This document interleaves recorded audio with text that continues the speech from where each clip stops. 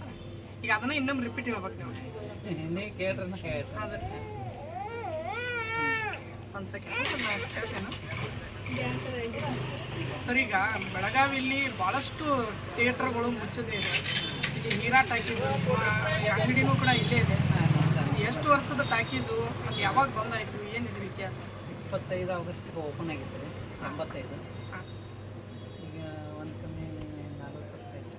ಹಾಂ ಮೊದಲೆಲ್ಲ ಹೆಂಗಿತ್ತು ರೀ ಇಲ್ಲೆಲ್ಲ? ಮೊದಲು ಅರ್ಬಾಟ್ ಇತ್ತು, ಅರ್ಬಾಟ್.